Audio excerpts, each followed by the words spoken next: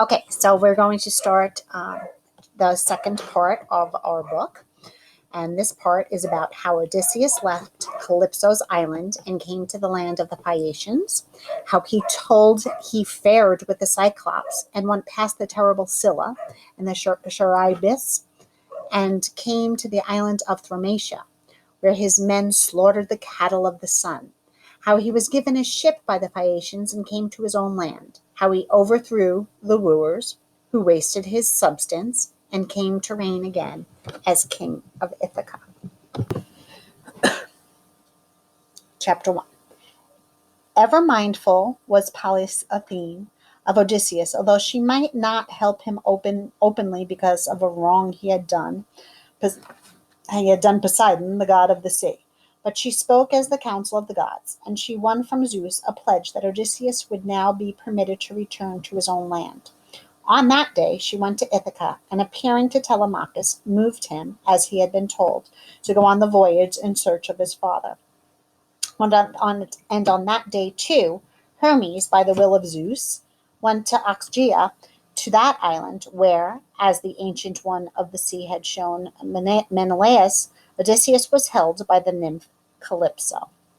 Beautiful indeed was that island. All round of cave where Calypso lived was a blossoming wood. Alder, poplar, and cypress trees were there, and on their branches rooted long-winged birds, falcons and owls and chattering sea crows.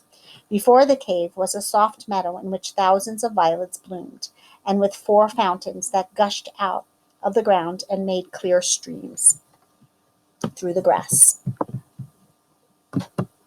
Across the cave grew a straggling vine, heavy with clusters of grapes. Calypso was within the cave, and as Hermes came near, he heard her singing one of her magic songs. She was before a loom weaving the threads with a golden shuttle. Now she knew Hermes and was pleased to see him on her island. But as soon as he spoke of Odysseus and how it was the will of Zeus that he should be permitted to leave the island, her song ceased, and the golden shuttle fell from her hand. Woe to me, she said, and woe to any immortal who loves a mortal, for the gods are always jealous of their love. I do not hold him here because I hate Odysseus, but because I love him greatly, and would have him dwell with me here more than this. Hermes, I would make him an immortal so that he would know neither old age nor death. He does not desire to be freed from old age and death, said Hermes. He desires to return to his own land and to live with his dear wife Penelope and his son Telemachus. And Zeus, the greatest of the gods, commands that you let him go upon his way. I have no ship to give him, said Calypso, and I have no company of men to help him to cross the sea. He must leave the island and cross the sea. Zeus commands it, Hermes said. I must help him to make his way across the sea, if it must be so, Calypso said.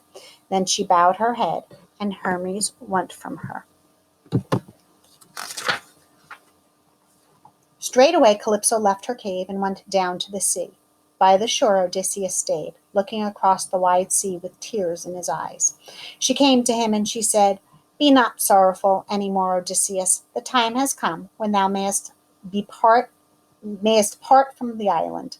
Come now, I will show how I can help thee on thy way.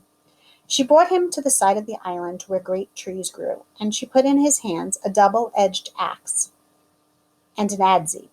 Then Odysseus stared to hew down the timber. 20 trees he felled with his axe of bronze, and he smoothed them and made straight the line. Calypso came to him at the dawn of the next day. She bought augers for boring, and he made the beams fast. He built a raft, making it very broad, and set a mast upon it and fixed a rudder to guide it. To make it more secure, he wove out of osier rods a fence that went from stern to stern as a bulwark against the waves, and he strengthened the bulwark with wood placed behind. Calypso wove him a web of cloth for his sails, and thus he made very skillfully. Then he fastened the braces and the halyards and sheets, and he pushed the raft from levers down the sea.